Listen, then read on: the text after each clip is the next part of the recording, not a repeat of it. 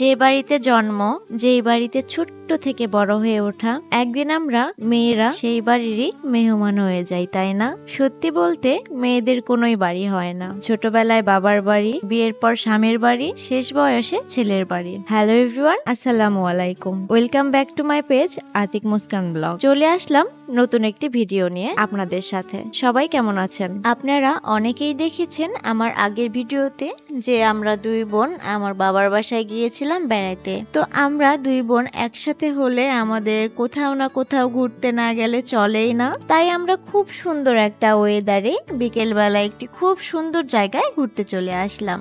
এই জায়গাতে আসার আমাদের কোনোই প্ল্যান ছিল না। আমরা অটোতে করে ঘুরতে ঘুরতে এখানে চলে এসেছি। এসে দেখি এত সুন্দর একটা জায়গা, মন ভালো করার মতো একটা জায়গা। আমাদের তো চারজনারই এখানে এসে খুবই ভালো লাগছিল, কিন্তু আমার ছোট্ট বোনের একটু মুড অফ ছিল, কারণ সে ফুল গাছ থেকে ফুল ছিঁড়বে, কিন্তু তাকে তার জামাই ফুল ছিঁড়ে দেয় নাই, এই জন্য সে একটু মন খারাপ করছিল। তো আজ আমরা কোন জায়গায় ঘুরতে এসেছি এতক্ষণ তো আপনাদের এটাই বলা হয় নাই। এই জায়গাটি হলো গাজীপুরের মধ্যে একটি বঙ্গবন্ধু কৃষি বিশ্ববিদ্যালয়। ছোটবেলা থেকেই যাকে ছাড়া কখনো কোথাও ঘুরতে যাই নাই, একসাথে ছাড়া খাই নাই, কত ঝগড়া করেছি, মারামারি করেছি, তারপরও দিন শেষে একজনকে ছাড়া আরেকজন চলতে পারি নাই। আর এখন আমরা দুইজন কত দূরে চলে গিয়েছি, তাই না? চাইলেও আর আগের মতো কিছুই সম্ভব না। কতদিন পর পর এখন দেখা হয়,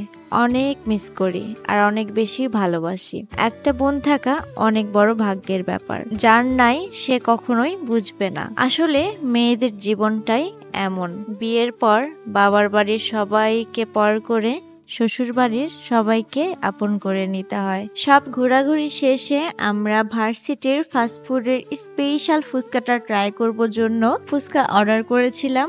তো ফুচকার জন্য আমরা কিছুক্ষণ ওয়েট করছিলাম, একটু সবাই গল্প করছিলাম। তো ফুচকাটা সার্ভ করার পর আমরা ফুচকাটা টেস্ট করলাম। ফুচকাটা মোটামুটি ভালোই ছিল। তো আজকের ভিডিওটা এই পর্যন্তই। সবাই ভালো থাকবেন, সুস্থ থাকবেন।